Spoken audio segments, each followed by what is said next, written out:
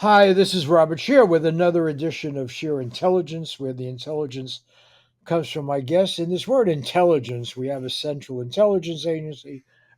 We have all sorts of people who claim they're giving us intelligence in the sense of information around the world. And our guest today, James Bamford, is, for my money, the leading expert on our intelligence, deep state, however you describe it, community. I had the conceit to write a book called They Know Everything About You, trying to describe life, what we learned from Snowden and life here, but it's not anything like what has been produced by James Bamford. He is the author originally of that started a lot of this whole discussion, the Puzzle Palace, examining the NSA, which really hadn't been examined. It was very favorably reviewed in all major publications. The Shadow Factory, he took it further. It's really the three books, The Body of Secrets. Others have followed. And what we're here to discuss is his most controversial book. And I measure its controversial quantity by the fact that the mainstream media has tended to ignore it. Excerpts have been printed in lots of places. He has a very big publisher, 12. Full disclosure, I was once published by them. I have a lot of respect for what they do. But this new book, Spyfail, and it's foreign spies, moles, saboteurs, and the collapse of America's counterintelligence. And um, what it really does, it on the one hand reminds us of the immense power to destroy privacy, to spy, and so forth, unleashed by the modern technology. And yet, how easy it is it's like the development of nuclear weapons, actually. Um, it was hard to develop, but once you have it, others can follow. Eric Schmidt, one of the leaders of Google, once said it'll be on every shelf, even three-bit, dictatorships can be able to steal it. But in this case, and the book begins with really the best discussion I've seen, our own NSA. It's not just the Snowden revelations, but information has just become pouring out of what is supposed to be our most secret organization. Used to be referred to by journalists as no such agency. They were that secret about it. So why don't you just begin with that story with the opening chapter of your book? And I should mention that you're a columnist for The Nation magazine, Well, where I you write wrote for the this. Nation, but I'm not Oh, officially a columnist. Although well, I've you're right turned with out some frequency, so I want to get to some of your more recent articles. And anyway, but this sure. book is Spy Fail. Let's discuss that. Yeah, what you were mentioning was the loss of information. Um, people remember Ed Snowden. I was first one to interview him in Moscow after he fled the United States, and did a cover story for Wired magazine on Ed Snowden, and he walked out of NSA with. Depending on who you're talking to, NSA says it's a million pages of documents or whatever. And what I write about is how much information has just flown out of NSA. At least with Snowden, it was for a useful purpose. It was for disclosing illegal activities on the part of NSA. But NSA has lost in the last few years over 500 million pages of top secret information. I mean, there's a lot, on Trump and Mar-a-Lago and whatever 100 documents or whatever down there, a couple hundred. We're talking about over 500 million pages of documents classified above top secret that have been lost from the NSA.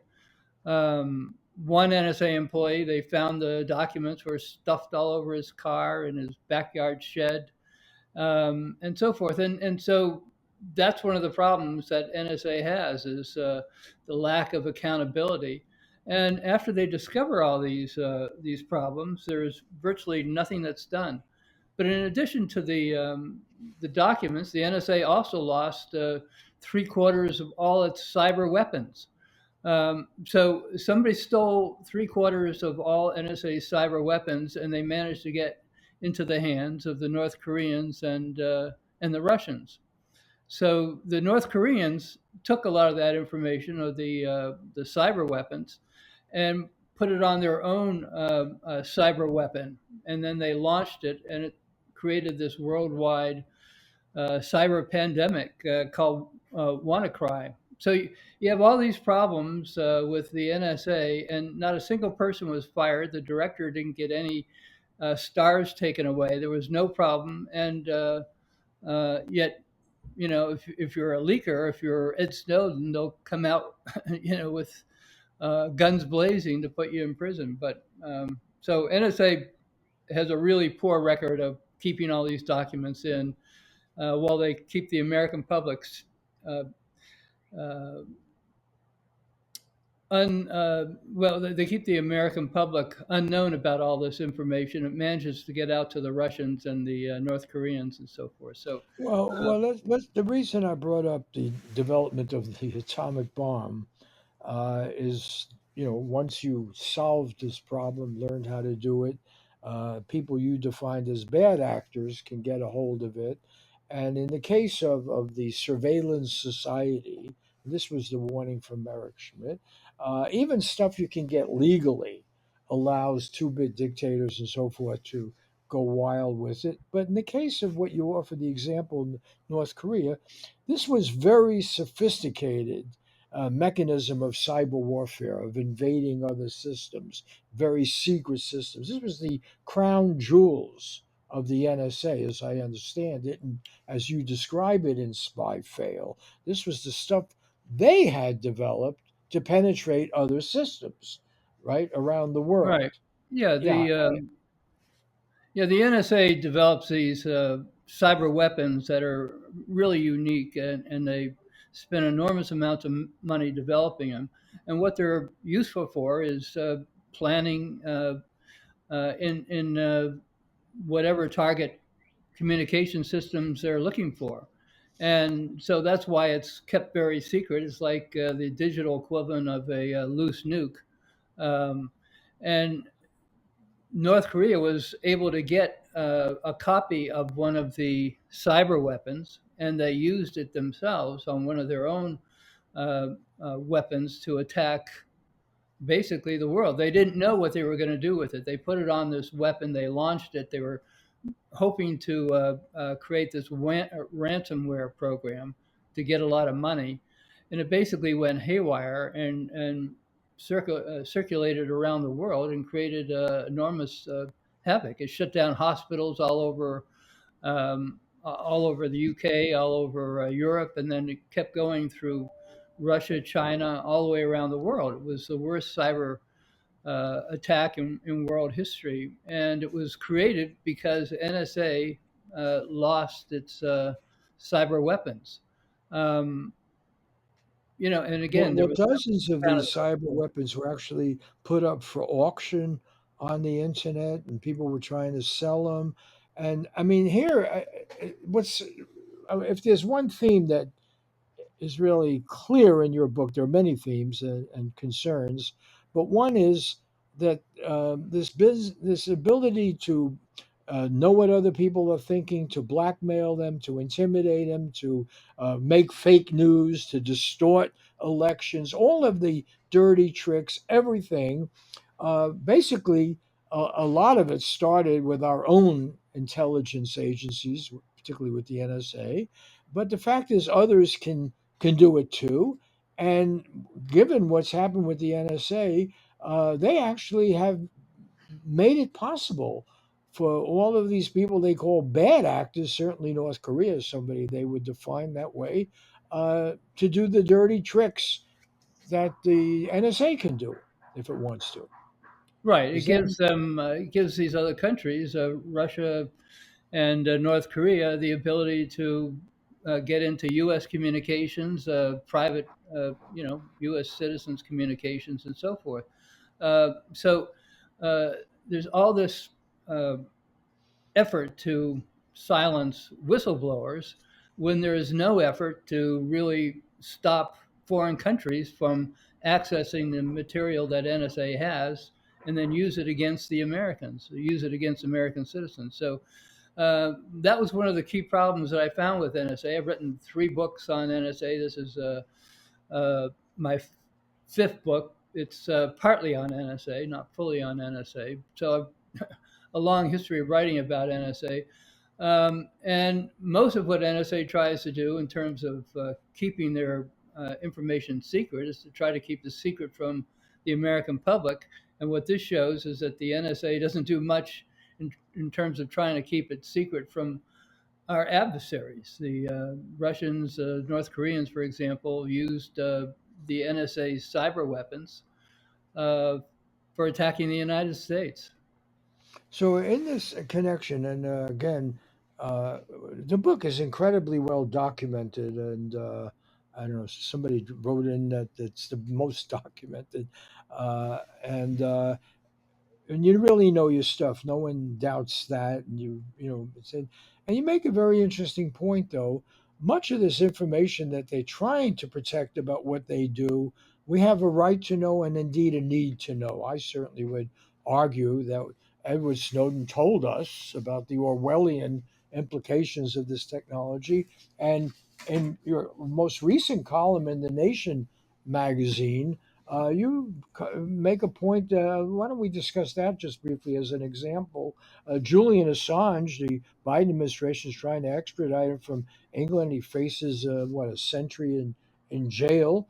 Uh, Historically, whistleblowers like Daniel Ellsberg or Edward Snowden have faced very stiff charges, penalties, and so forth. And the headline on your piece is Julian Assange and Aaron Milchan: The Lopsided Scales of American Justice.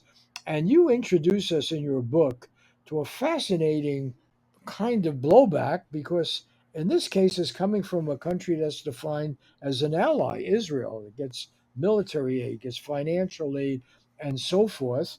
And someone, you compare Assange to Arnon Milchan. And why don't you tell us about that? Here we it was an example of an ally spying on us and our spying on Israel, and in great detail.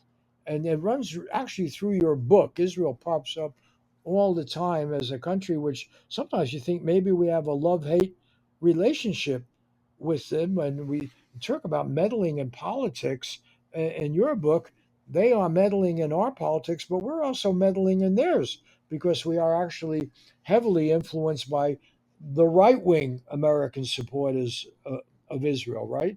Rather than the more dovish ones. So just this is a central part of your book. It's a source of, I gather, some controversy, and I don't know. Your book has not been received and reviewed by the mainstream media, and it's basically been ignored, I think. And I think the Israel part may be part of a reason for that. Right. Well, this is the book where I decided to, you know, not use any restraint in going after Israel because there's been so little done on what Israel's been doing in terms of espionage in the United States.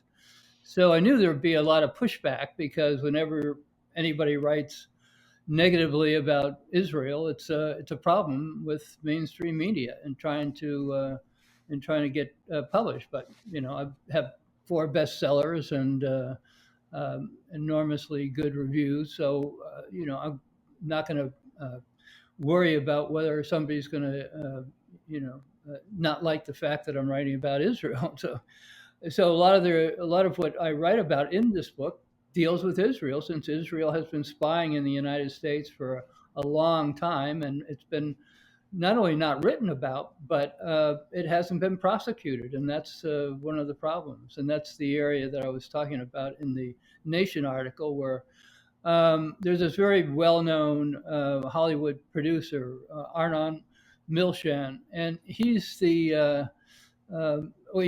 basically one of the most well-known producers in Hollywood for a long time. He won 2 Best Picture Academy Award or Oscar awards, and he's got $4 billion. A lot of the movies that come out from his production company.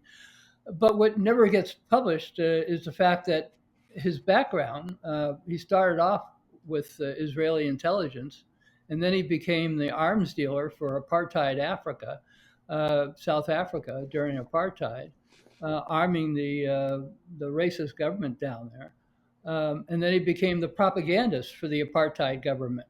And that's how he got into the United States, was propagandizing the apartheid government of South Africa in U.S. Media and entertainment. Um, he's actually admitted all this stuff on Israeli television. But his main job was after he did that was to become Israel's principal uh, nuclear spy in the United States. So his job, um, so he, he's got two jobs here basically: the overt job, which is being a producer, Hollywood producer. The covert job was running a Israeli front company that supplied Israel with a lot of the material it needed for its nuclear weapons, including almost 1,000 critons. These are the sort of the blasting caps or the triggers for nuclear weapons, and Israel really wanted them, and they're illegal to be sent to any foreign country. So Israel needed a secret way of getting them, and they used Milchan to set up this front company and get almost 1,000 of these critons. The FBI finally discovered this was going on, and they arrested his front man, the guy that was running the front company, an American. And he was facing 105 years in prison, and he escaped from the United States. And they didn't do anything from on to Milchan. Netanyahu at the time was basically running the embassy in Washington. He was, I think, the acting um, ambassador, second to the ambassador. He had a high position, and he worked out a deal where nothing would happen to Milchan. And that's pretty much the story of his life. The U.S. government keeps turning a blind eye to what he does and what the uh, Israeli government's been doing in terms of spying in the U.S. The reason I brought it up with in the Nation article was the fact that here you have Julian Assange, who's uh, facing a lifetime in prison for basically leaking information that showed how the U.S. was illegally killing people in Afghanistan, Iraq, and so forth, and there was nothing that nobody was coming to his defense in terms of the U.S. government. But when it came to Milchan and his basically admitted espionage, they turned a blind eye to it. So those are the things that I wrote about in this book, is how these Israeli espionage operations in the United States have been going on for years, and nothing is ever done about them, and there is virtually nothing ever done in the U.S. media about them.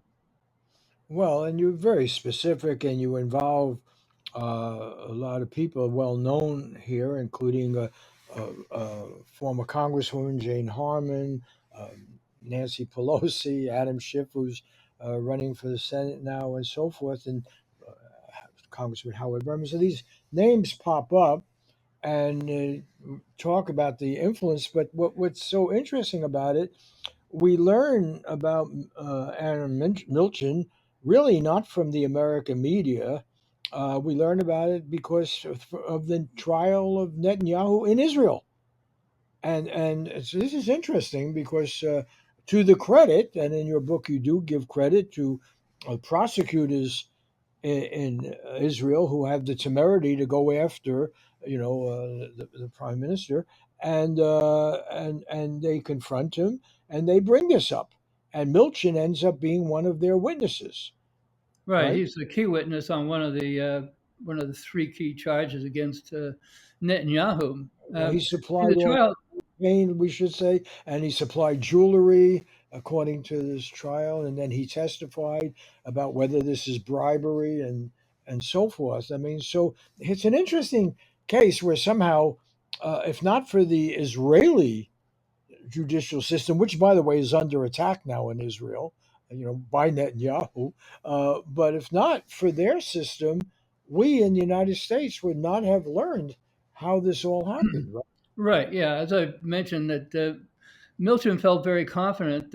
He spent most of his life living in California, working in Hollywood as a producer, very successful producer, and he didn't really have any worries about the FBI knocking on his door. They never have. He's done all these things. He's admitted to doing these things, and because the U.S. never wants to create an issue involving arresting a top Israeli, um, he's gotten away with it. What he didn't anticipate was that the Israelis would come knocking at his door. Um, this all started with his espionage. Basically, what happened was he had always had this desire in him to tell people that he was this big Israeli spy, um, but he felt he'd get in trouble with it if he said it in the United States publicly. So he went to Israel, and they had him on a television show in Israel that was broadcast only in Israel, and it was in Hebrew. He figured nobody's going to be watching it in the U.S., so he talked about his uh, time in South Africa as the arms dealer for the racist government down there and the propagandist for the apartheid government. And then he talked about his time as a espionage agent in the U.S., nuclear espionage agent for Israel, and it got out to including the transfer of the crytons, the illegal blasting caps or triggers for the nuclear weapons. So somehow somebody in the State Department happened to see it or hear it or learn about it, and they took away his 10-year visa. He had a 10-year visa that was annually renewed. So all of a sudden he was in a panic because, I mean, that's where he makes his livelihood. It was in California. It's where he's lived most of his. Uh, Quite a livelihood. By you estimate he's worth about $4 billion, right? yeah, it's over $4 billion is his wealth, enormous wealth. Yet he couldn't afford to give any money to his assistant, his front man, who was facing 105 years in prison. He never gave Nor him did any he money for pay, his. nor did he, according to your book, pay taxes in the United States or Israel, or managed to Well, avoid that's it. what came out in the trial, yeah. Yeah. But just to bring this to present day, so he goes to Israel. He talks about his activities as a basically as a spy for Israel in the United States, nuclear spy, and so somebody at the State Department hears that they take away his 10-year By the visa. way, just to Starts be a panicking. footnote, what and the acquisition of triggers to expand the nuclear explosion. This is not small fry stuff, right? I No, mean, these are the crytons are the trigger for a nuclear weapon. I mean, it's what you want to use to make the H bomb or the A bomb, whatever you have, go bang. It's what we used on the bombs we used over in Japan and so forth. So these are critical, and they're very difficult to get and very difficult to make, and that's why uh, the Israelis used Milchan to use his front company to secretly and illegally acquire these crytons, and there were almost 1,000 of them, and send them to Israel. So this came out during the broadcast. They took his clearance or his U.S. 10-year visa away, and so Milchan panicked and he went to Netanyahu and he says, "You got to do something to get my clearance back, or sorry, my visa back." And Netanyahu agreed to help him. He basically went to the U.S. ambassador, and then he went to the Secretary of State, John Kerry, and they managed to get, or Netanyahu, after a number of tries, managed to get Milchan's visa restored. But then Netanyahu wanted some repayment, according to the indictment in Israel. And so Milchan began giving him all kinds of gifts. It totaled $250,000 worth of gifts, including $40,000 bracelet for Netanyahu's wife, and uh, cases and cases of Dom Perignon pink champagne, and expensive Cuban cigars. And But the champagne, according to your book, is $300 a bottle or something. Or, yeah, 350 or something like that. Yeah, so very and then expensive. it's And interesting, the Cuban cigar. We still have embargo and encirclement of Cuba. Somehow, these cigars still get sold to rich people, and right. these cohibas were particularly sought after by Netanyahu. He Oh, dipped right. the cohiba in a drink. The orange flavored cognac. Oh yeah, yeah, yeah. I forgot the name of that, but yeah, he's very specific. Matter of fact, when Milchan, I think, tried to give him a cheaper cigar one time, or cheaper box of Cuban cigars, he got very angry. Netanyahu got very angry, and so from then on, he kept giving him the very expensive cohibas or whatever it was he was giving him from the Cuban cigars. So that was that was going on. Milchan didn't give much thought to it. He was very unhappy. He kept doing it, and Netanyahu kept asking him for all these things, and Milchan kept giving it to him.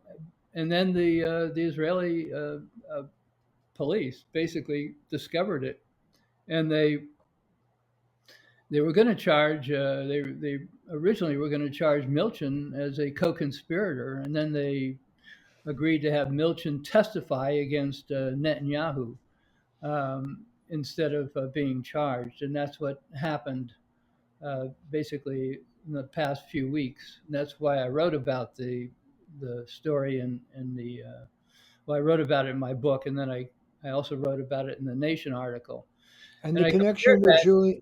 The connection with Julian Assange. Yeah, and that's what I wrote about in the Nation article. I compared Julian Assange because they were both. Let me back up. When the FBI basically started looking into Milchan a bit after this whole issue of his visa came up, and the Israelis were looking at him as a potential criminal defendant also. So all of a sudden, Milchan moves from California to England.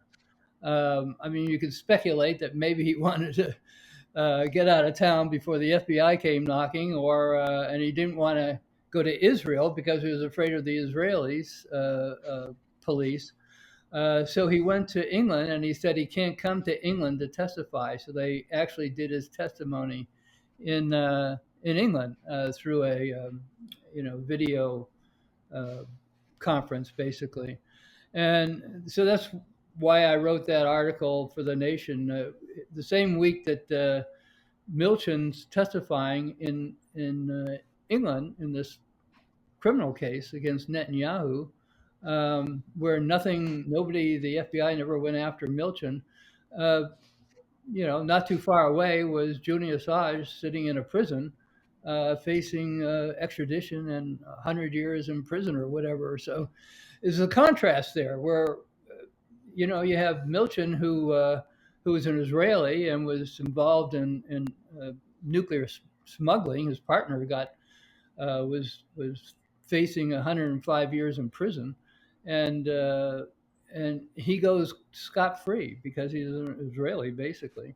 And Julian Assange, unfortunately, No, he goes scot free because he's a very wealthy and well connected Israeli. Because in your book, you mentioned the sad fate of another Israeli who was in American jail and didn't get in prison and didn't get any great support, right? And well, Pollard, but yeah, Pollard was an American. I'm talking about no, Israeli. I'm sorry, Smythe. Or what was the other? He wasn't an American either. The person who went to live in Los. You have a sad story of what happens to two other people. who didn't have this wealth and connection. I think. Um, well, the only thing I could think of was his partner there, but who didn't have the wealth connection or the Israeli link.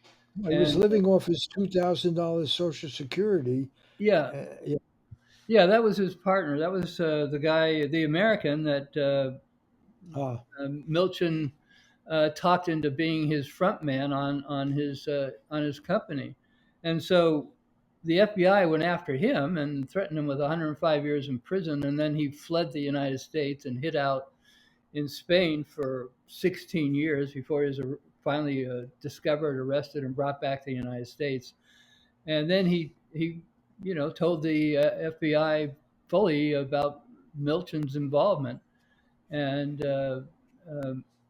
after he got back to the United States, they put him in jail. And again, they never went after Milchan, the guy who was running the operation. So, uh, that's why I was focusing a lot on Israel, because this has happened numerous times where the Israelis have come over to the United States. They've launched a espionage operation, and nothing has ever happened to the Israelis. yeah. So, and when you write about those things, it doesn't endear you to a lot of mainstream media or um, uh, you know viewers or readers that like nothing bad written about Israel. Well, the book, and we should talk about that before we end this. It's interesting. You were able to criticize the NSA and have these best-selling books, and it didn't hurt you. I mean, there was some attempt to uh, s- bring some charges against you at one point that didn't go anywhere. But Well, the fact of NSA the matter, threatened me with prosecution twice. huh? Yeah, yeah. The NSA threatened me with prosecution twice Yeah. for what I was writing about in my first book, The Puzzle Palace. Yeah, but generally, your work has been highly and justifiably celebrated, and you took you're the let me be clear here. You're very very in my whole world. You're very important as a journalist because you really as I say, I wrote a book. It doesn't compare to what you've done called "They Know Everything About You," and they're basically on Snowden and studying this, but you really took on, whether you call it the deep state or the military industrial intelligence complex or whatever and once again in this book, I should give the title of it, so get Spy Fail, James Bamford. What you do is you show us um, the Orwellian aspect of it all, how language, how imagery, how everything gets distorted, and that there really are no rules of the road, and there is no basic respect for uh, individual rights or privacy. It's all about invading people's domain, their hut, their sovereignty, and manipulating, Right. controlling, whether it's done by North Korea or Russia or Israel or Egypt. I mean, and what I want to get back to is that most of this was made possible technologically. I mean, after all, the internet was itself an invention of the Pentagon to survive nuclear war, have communication. And a lot of this stuff came out of our shop, right? Well, Uh, sure. You mean the NSA? well, I mean, the whole world that that's what I want to capture here. And if we could take a few more minutes, Yeah, your writing.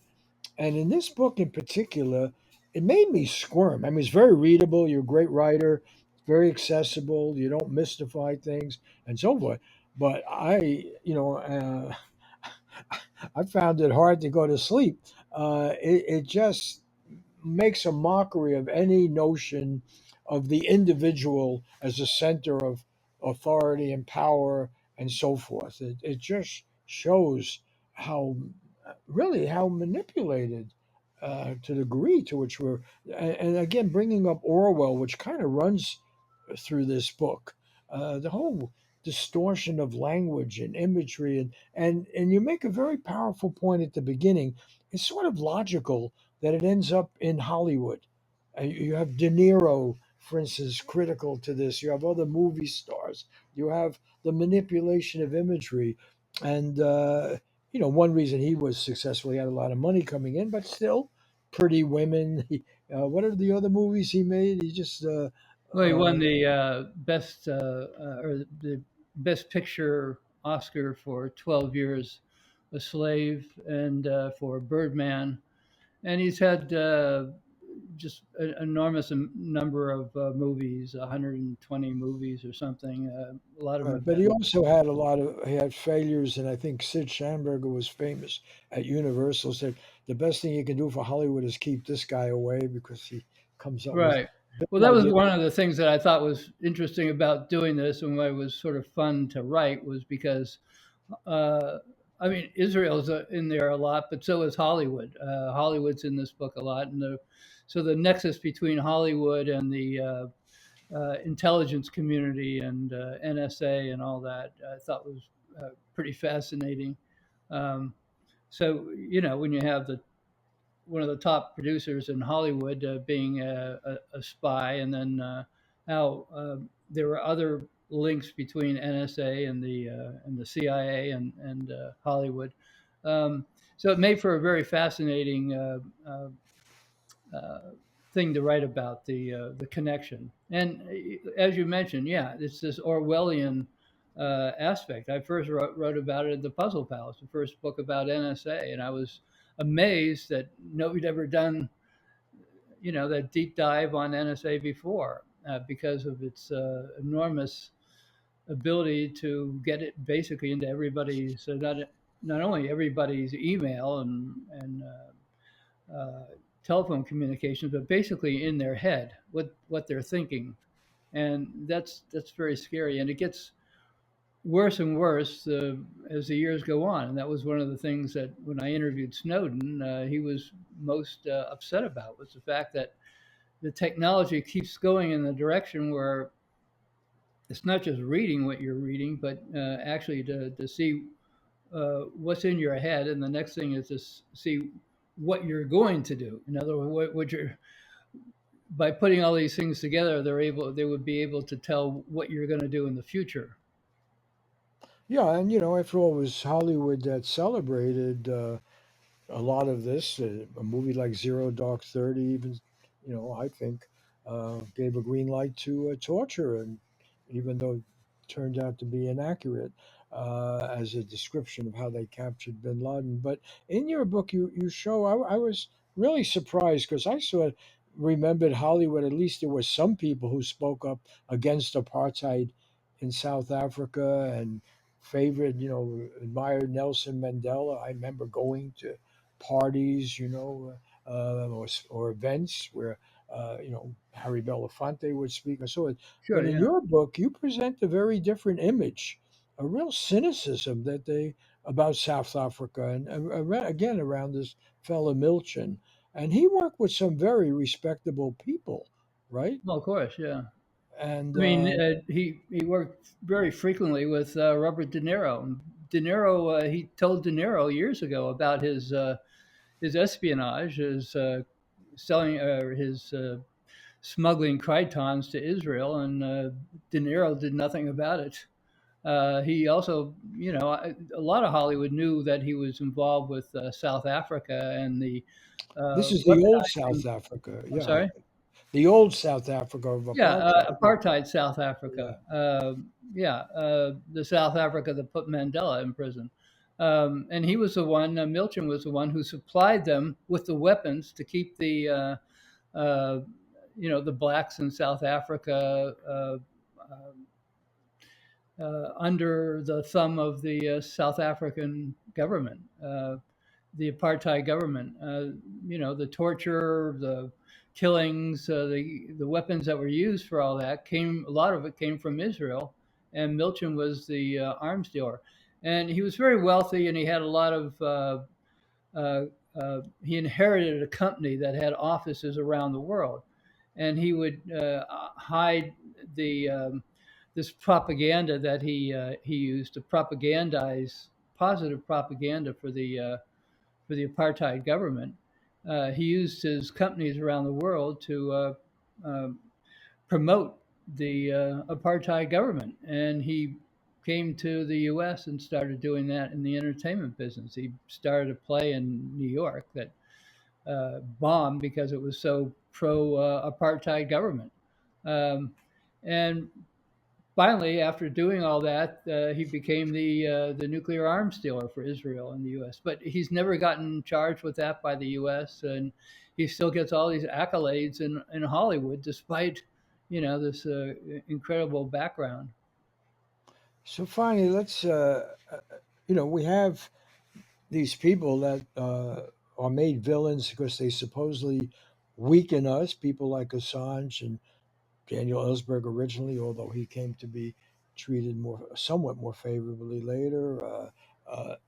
Edward Snowden, and when I reading your work, you realize that the whistleblowers are, it's almost trite to say it, but they're providing a public service, because much of what I have read in your books, and you are really the most important chronicler of this, is that this stuff is out of control, and it's out of control everywhere, and it's totally destructive of any notion of individual freedom and human liberty and the sacredness of thought, of a free press. I mean, it's all aimed at intimidation, destroying privacy, destroying any zone of sanity, manipulation. And I guess this is the controversial question I want to put to you. Isn't, I mean, yes, North Korea is an awful place and so on, but isn't our U.S. government, our liberal community, the people who, after all, in your book, you describe Adam Schiff and Nancy Pelosi and Jane Harman as people who were in the leadership of House of Representatives, who are supposed to be observing the intelligence community, controlling it. Yes, we had with Dianne Feinstein, we finally got a report on torture, but we haven't been able to read it. It's still secret. We only read the introduction. At the end of the day, this stuff that's supposed to make us safe, it's almost trite, I guess I say, to bring it up, because Eisenhower warned about it, George Washington warned about it. But the fact of the matter is, reading your book, I felt I'm in a mad world. I'm in a crazy world. I'm in a world in which, right now, while I'm talking to you, there are, that information is going to be used to destroy any semblance of harmony for what remains of my life. I mean, that they have power, and at the center of it, reading in your book, are people that I have interviewed and actually liked. John Kerry's there, Jane Harn. I've met these people, I've known them, and yet they look the other way. That basically, my final question to you: you looked where it was. I remember an editor at the LA Times told me that people don't look at it because it's too good to check. You have looked at it under the rug, whatever you want the analogy, but you have looked. Why wasn't there a book on the NSA before yours? Why hasn't anyone written about Hollywood or about Israel in the way that you do in this book? It's easy to attack now Putin's Russia, or certainly North Korea. What your book gets us up against that, because you have a kind of a novelist style. What in the world that you've covered? What caused other people to not reveal it? Well, Why did it it's say secret? well two different issues. One is the NSA, the other one is Israel. I wrote, like you mentioned, the first book about NSA. I've written more on NSA than any other living human being. I think written three full books, parts of several other books, and I've done. I mean, I've written a great deal for mainstream media. I've written huge amounts for the New York Times and for the Washington Post and for L.A. Times and all the other publications, and um, it's just that I, for some reason, decided to focus on NSA where everybody else was focusing on the CIA or whatever. The NSA was always much more difficult because it was much more difficult to get sources from the NSA than it was from the CIA. It was much more difficult to understand how the technology works. Um, the technology for eavesdropping and privacy invasion. It's much more difficult to understand the technology and to get sources. So that's sort of what I specialized in, and that's how I ended up writing all these books and articles and documentaries. Done documentaries for PBS on NSA and Iraq and other things. So, um, it's been a focus of mine just because I've been very interested in it, and other people haven't done it because, I'm not sure why, but it is difficult, and it's very difficult to get these NSA people to talk to you. And I've spent a lot of my life, uh, you know, doing that, and one of the things that really interested me was the fact that having written all this, I knew a great deal about NSA, obviously, having done all this writing. But then when I went to Moscow to interview Snowden, I spent 3 days hanging out with Snowden, with Ed Snowden. Um, I was just astounded by everything I didn't know that I didn't know about before he released all this information. I mean, he released a great deal of detail that I had never even imagined before. So, and Can that you was, talk about that a little bit? What did sorry. you learn? You were the leading journalistic expert we had on the NSA. What did you learn from Edward Snowden and from what he revealed? Well, I just learned a tremendous amount on how the NSA goes about targeting Americans, for example.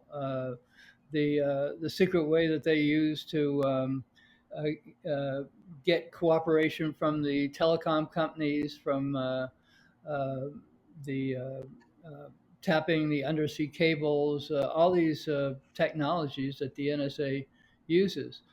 The NSA used to have a very simple way of eavesdropping on communications, and that was by putting big dishes out, and satellites would broadcast whatever the signals are, the telephone calls or whatever, and they pick them up, international communications and so forth. And then when the digital age came in the 90s, telecom companies switched to undersea cables, and that made it much more difficult for NSA to get access to that same information because much of it switched from satellites to undersea cables. So that opened up an entire world where NSA had to start making cooperative agreements with the telecom companies, which are basically illegal. And so that was what created this enormous storm about NSA and their involvement with telecom companies. So this is an area that as you mentioned, Bob, that I've been writing about for a very long time, and so I've watched that transition. And if you're working for a newspaper or whatever, you're doing something on Russia today, you're doing something on some other topic tomorrow. My focus has always been pretty much strictly on intelligence and in intelligence on the technical side of Right. intelligence. But So, the so it's a takeaway very for limited me, area that I happen to uh, become an expert in. yes, but the takeaway for me as citizen, as a reader, yes, you've done great work, and we can learn a lot, and that's why we want to have a free press. But the fact is, I use the example of Ellsberg. I had been in Vietnam before the Pentagon Papers came out. Writing, I had written about it. I'd studied, but I needed the revelation of the Pentagon paper and Daniel Ellsberg to know what my government really knew in real time Right. and how Yeah. they lied Exactly. to us. And and that's the value of these whistleblowers like Julian Assange or and with Snowden, particularly a whistleblower like Snowden or Ellsberg, who's inside and tells us. However, there's another group that's supposed to help us understand. That's the Nancy Pelosi's. That's the Adam Schiff. That's the Jane Harman that are in your book. They are people we elect, and in Israel, they're, Netanyahu or others, they were elected. These are people that we elect, and they're Dianne Feinstein, who was head of the Senate committee. They're supposed to make sure our Constitution is not being violated, right, and our individual Yeah. rights are being protected. Then we wouldn't need the whistleblowers. But Right. when they turn around and attack the whistleblowers, Yeah. I attack mean, people, the Senate Intelligence Committee, House and Senate Intelligence Committees started out. They were brilliant when they started out with under Frank Church and so forth, the Senate Intelligence Committee. It really did a good job of investigating. I mean, that was one of the things that. I mean, I was an early whistleblower. I was in law school and went down to my 2 weeks active duty. I spent 3 years active duty during Vietnam, and then when I was in law school, I was in the reserves, and I had to go down and do 2 weeks of active duty at a listening post in Sabana Seca, Puerto Rico, and I discovered that NSA was actually eavesdropping on Americans, which came as a big surprise to me. And since I was in law school and I was actually working as a prosecutor, or student prosecutor, basically, um, yeah, I knew about wiretapping laws and so forth, and so I was trying to understand how the NSA has the ability to eavesdrop on Americans. And since the Church Committee came out right at that same time, I just called up the Church Committee and said, "You may be interested in this, but NSA is eavesdropping on Americans down in Puerto Rico." And they basically said, "Well, how fast can you get to Washington?" And I was down there the next day, and I testified in secret before the Church Committee, or before Senator Church and several members in executive session. Um, and they sent a task force or a team down to Puerto Rico, and they discovered I was telling the truth. NSA did admit that they were eavesdropping on Americans, but they said they stopped it 2 years previously. And when I went down there, I was only down there a month before I made the phone call.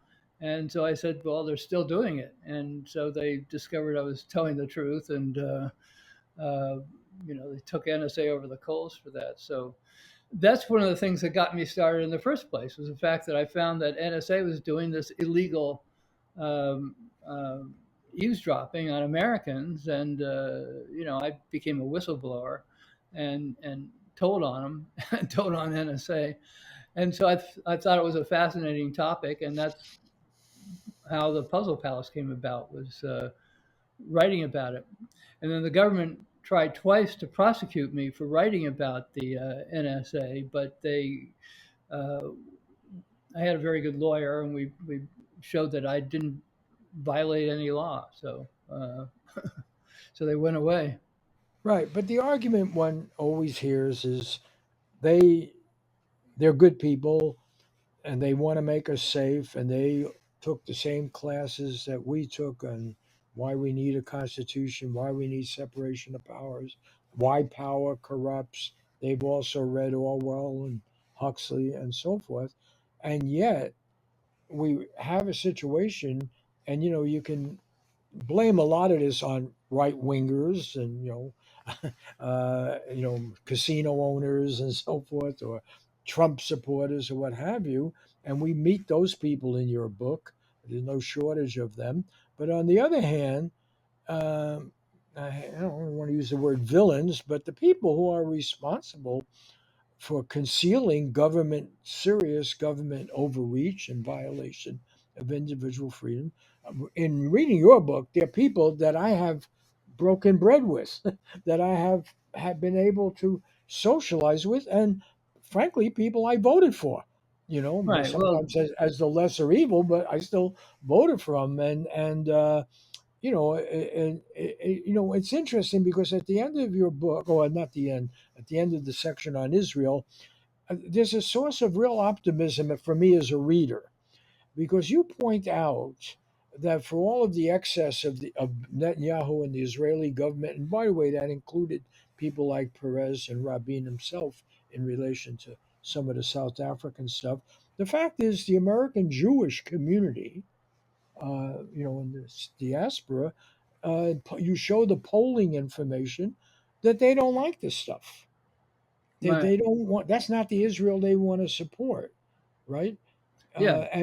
And what you really learn from the people in government who say, "Oh, we have to protect the NSA." No, the best way to protect and have an intelligence agency that doesn't routinely lose information or harass people or destroy their freedom is to have transparency, right? Well, that's yeah. It's transparency is the ideal, and the only way we're ever getting transparency is through whistleblowers these days. Yeah. Well, that might be, it's such an interesting conversation. I don't know, but it seems to me such an obvious point. I wanted reading your book to call up somebody's. Maybe I'll do it. What was Nancy Pelosi thinking? What was Jane Harman? I used to attend meetings here of the Pacific Council on International Relations. I talked to her. Seemed Uh-huh. like a perfectly decent, intelligent person. Why would you be involved in maybe concealing somebody who was damaging their work, that was damaging world peace, the U.S. security? Why do they go along? I think that's the basic question I would like to end this with. Why right now? Why are people not speaking up about Julian Assange? Why do we want to punish Julian Assange when these major newspapers, five of them, including New York Times, issued a statement that he should be released? They printed his material. They acknowledged that this was a material that we needed, right? Yeah. And why is there such almost no outcry, no support for Julian Assange or for an Edward Snowden? If you learn stuff from Snowden, you are a leading expert in the journalism community, in the free press. You learn from Snowden about the extent of government overreach.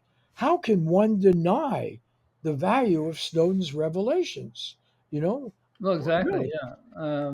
Yeah, they were essential to me. I just couldn't imagine, if that hadn't come out, we'd be in such worse position today than we are already.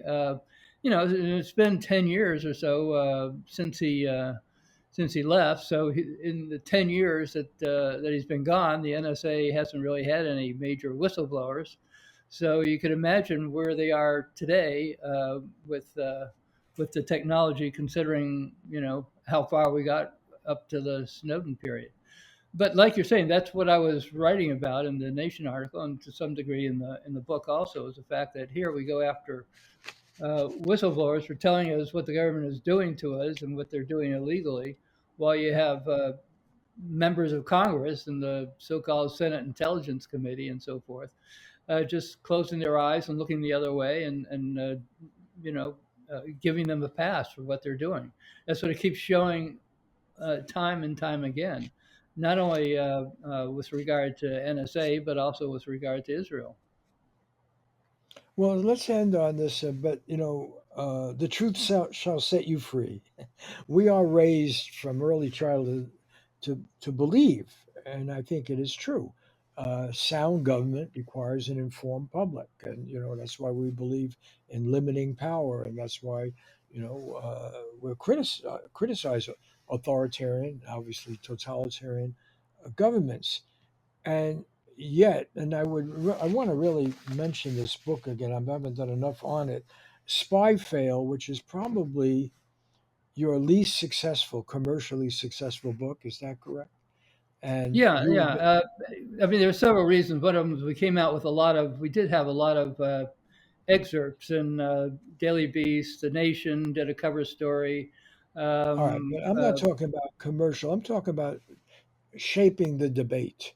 Your writing about NSA and the national security state you've been the most effective person in the media world in casting a light on this surveillance society. You are, you're doing what Orwell demanded we have, Yeah. transparency. You've done it and you made the country stronger. You now come out with a book that I find to be more frightening than your earlier ones. And that is that this treachery, this surveillance is routine everywhere. Yeah. Every society has the technology, not just the will. That was the value of the Korean example at the beginning. This country that is ineffective in so many ways can yet use this technology that was leaked to them, but some of it is even on the shelf.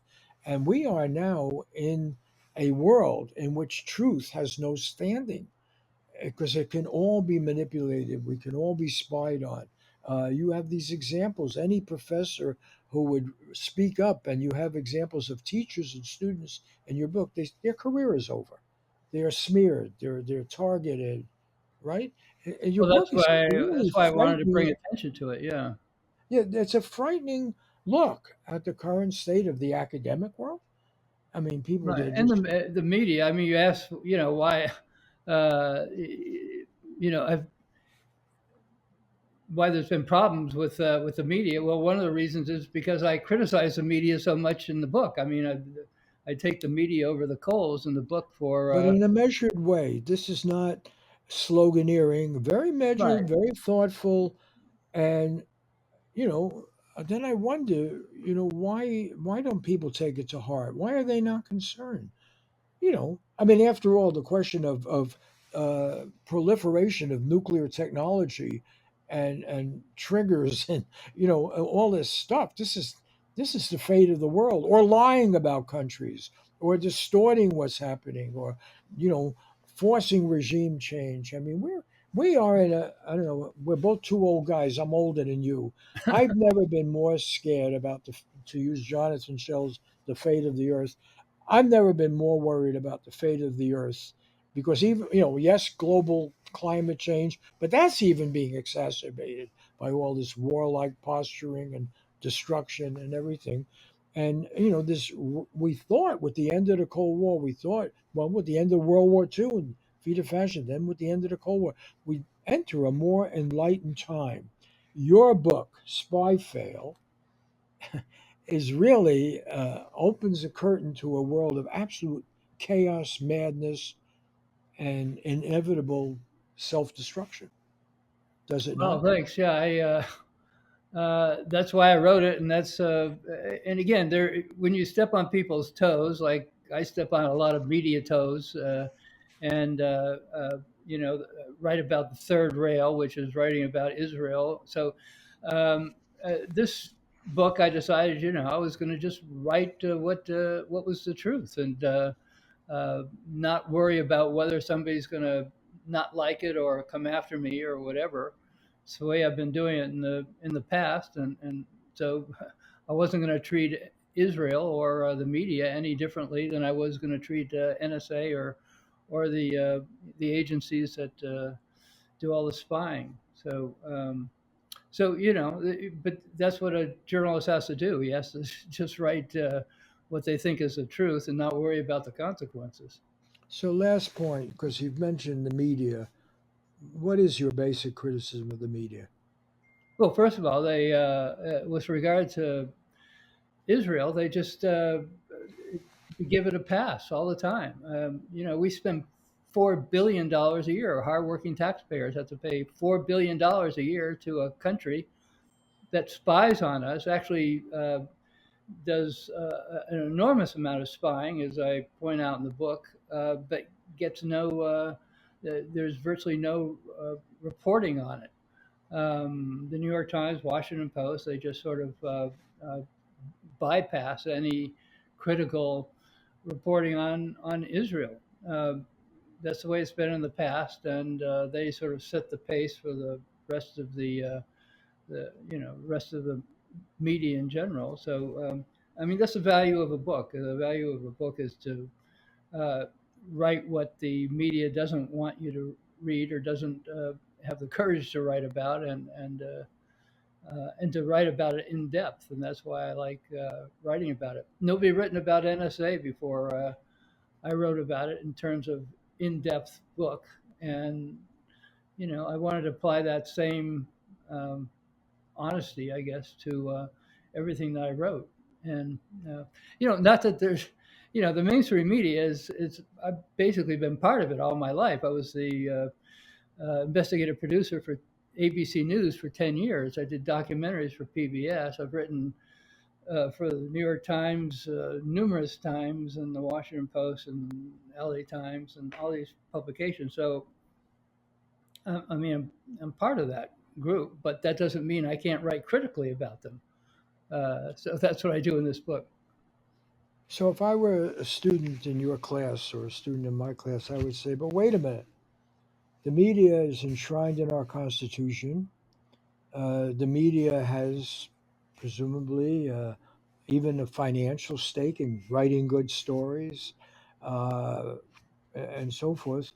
And I would ask you, do you think in your, because you've been around for a while now, uh, they seem to not be, they seem to be worse than they used to be. Uh, and The odd thing is, I mean, the main since we mentioned Orwell and he runs through your book, the main warning from Orwell was the same as the warning from Eisenhower and from uh, Washington when he, in his farewell address, warned us about the impostures of pretended patriotism. And reading your book, the big message that came through to me was that if you're going to make wars, if you're going to constantly be in danger, you put yourself into aggressive situations of war and invasion and so forth, you're not going to have truth and you're not going to have a free press. And there's a scene in there, even where Netanyahu, cornered by his own corruption, by his incompetence, exposed to everybody, says to this investigator, he says, "Yeah, we could talk about that, or we could talk about all the weapons that are targeted against Israel. We could talk about all the dangers we're feeling." He doesn't want to talk about the pink champagne. He doesn't want to talk about the jewelry gifts, so that they always, in a wartime, that's what the NSA, up to this moment, they can lie to Congress, as Clapper did. They can do all this. Why? Because they have the very thing that Orwell talked about. They'll have enemies, and they'll invent enemies, they'll embellish enemies, and they do it all over the world, right? And Yeah. that's the real enemy of representative democracy or even rational, sound governance. No? Well, like you mentioned, I think it keeps getting worse and worse, and I think that's why you need courageous journalists out there to write about it, and courageous whistleblowers to leak the information. You need those two things because I think uh, mainstream media, I hate using that term because it's so generic, um, uh, just fails the American public in so many different ways, and so does Congress. I mean, the Senate Intelligence Committee, at least from what I've seen, has basically been a joke for a long time. Uh, we wouldn't need all these whistleblowers if they actually did what they were supposed to be doing. Um, so again, that's why I think that I give a lot of credit to journalists and whistleblowers. I spent a lot of time with. Well, I visited uh, Julian Assange in his encampment in the Ecuadorian embassy twice, um, and so these are the people that I admire that actually risk their lives and to get us the information we need. Ed Snowden and Julian Assange and so forth. Yeah. Well, from your lips to God's ear, as they say, let's hope more people get that. And I think it's important because, otherwise, and some journalists fall into that. We can do it. But, you're as tough and as good a journalist as we have. And without the whistleblower, without some imperative for truth, without a legal system that requires truth, uh, no, you're going to be lied to pretty much all of the time. and But that effective. it takes another person I've had a great deal of admiration for and spent a fair amount of time with was uh, Daniel Ellsberg, for example, and you know his whistleblowing helped end an entire war. So that's why it's so incredibly important that I mean, for me, having written on the most secret agency in the United States, I needed not just whistleblowers but sources who could tell me things, and they're very hard to get. And so anyway, the bottom line for me is that I hope that there'll be more courageous people out there, both blowing the whistle and writing about what these people are blowing the whistle about. On that note, okay, I really appreciate it. The book is Spyfail, James Bamford. Definitely get it, read it. I want to thank Laura Condogerian and Christopher Ho at KCRW, the NPR station in Santa Monica, for posting these shows, and the station for posting it. Joshua Scheer, our executive producer, who before I was not paying attention to your book, and he made me read it, and I really I appreciate appreciate that, it. Thank you. Joshua Scheer, and Diego Ramos, who write the introduction, Max Jones, who does the video, and I want to thank the JKW Foundation in memory of Jean Stein for having given us some funding to be able to do this. And she was a great civic citizen and whistleblower herself. Okay, on that note, Well, see you next it's week been with an another. honor being on your show, Bob. Admired you from your days way back in the '60s with Ramparts and so forth. So, I'm glad we finally got a chance to meet at this point. Oh, and by the way, one good thing we did at Ramparts is we published Senator Frank Church when he was one of the first to come out against the war before the church. So feel good Yeah, about yeah. that. Yeah. Well, All right. Well, great. Thanks again, then, Bob. thanks. Yeah.